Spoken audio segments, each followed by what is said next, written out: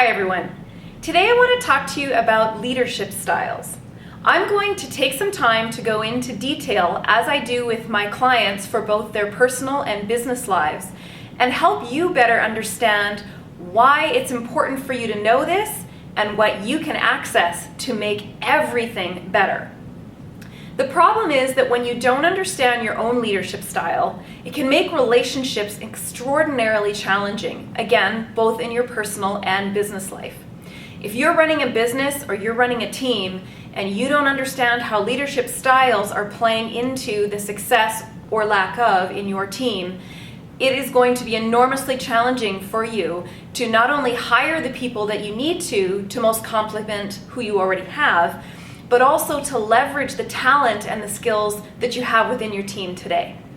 Now, I'm going to make a lot of generalizations in this. Please don't be offended. I'm doing this so that I can attempt to make this the most applicable to every one of you that is watching.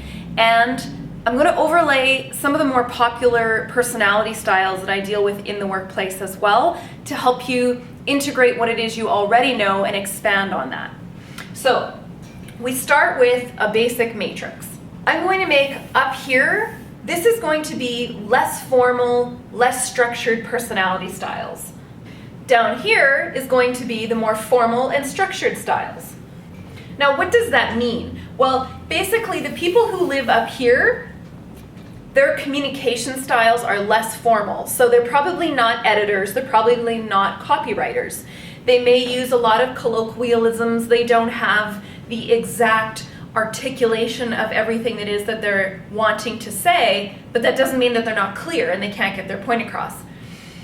In their environment and the way that they dress, these people are fully capable of wearing suits and uniforms if they need to, but generally speaking, these people would wear jeans and a business jacket, or they're more comfortable at home in shorts or sweatpants and a t-shirt. That's just their natural style.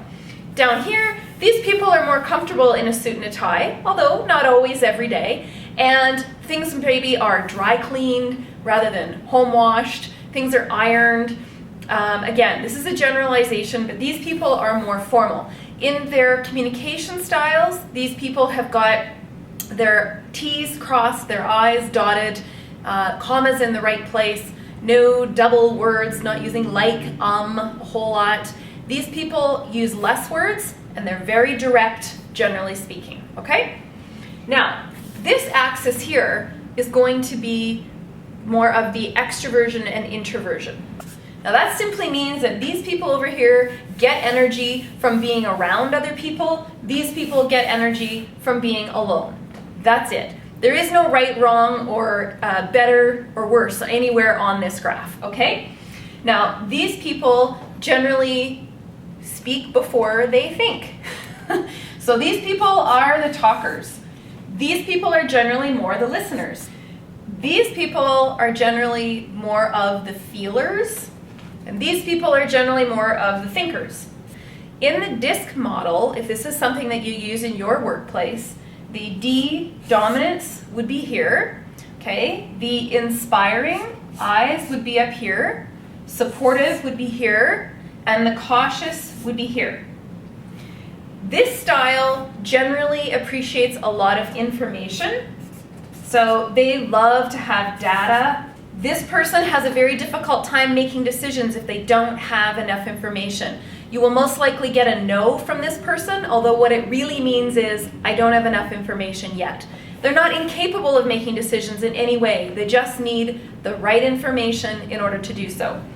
This dominant style, very results-based, and they can make decisions on very little information, which can be frustrating to other styles. This style also is very direct in their communication. This style can seem very, very harsh. Their relaxed pose would look something like this, but really the reality is these people, they're teddy bears on the inside. Don't be frightened. The inspiring types. These people are all about the why. So if they don't know why we're doing something, they're not going to do it.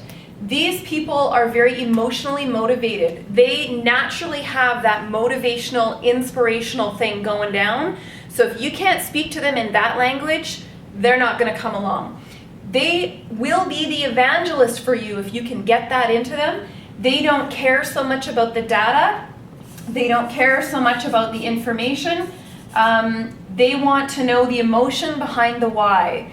If it really can get to them at a visceral and emotional level, they'll be on board for a long time. These people are the Energizer bunnies. They have got energy to burn, so you want to make sure you leverage and access that.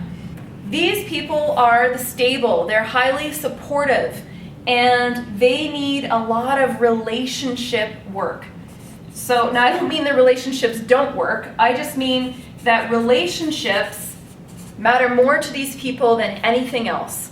So if you can appeal to your personal relationship to them, their relationship to their organization, that is how you engage this kind of person.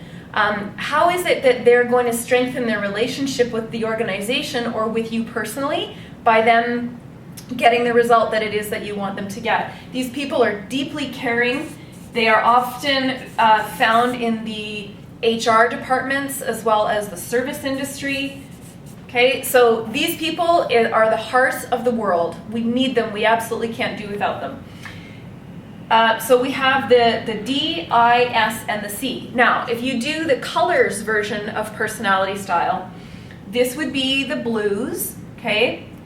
These are your deep, caring hearts. These people are your green, more information, analytical, data-based. These people are your gold, very results-based. And these people are your orange, higher energy, much less structured. That's how that works. Now, here's how this works in the workplace. Based on study, a combination of a D and an S or a blue and a gold actually makes the best manager, best leaders. They care enough about results and they can get stuff done, very good communicators, but they care a lot about their people and they're going to bring them along for the ride. That's just a study. I would say in my experience that's relatively true. We all have one primary style. All of us, we carry one primary style.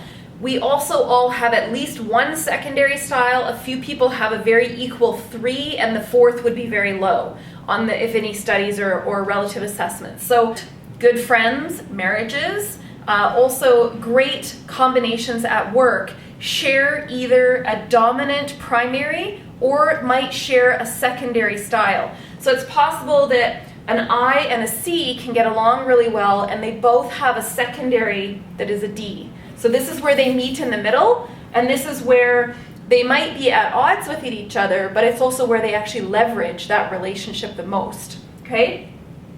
So you want to make sure that you are hiring people that have a secondary with you or a primary, because otherwise communication is going to be very challenging. There's nothing more challenging than attempting to communicate or get along with someone who does not have a primary or a secondary in common with you, and particularly when their primaries are opposed across this graph.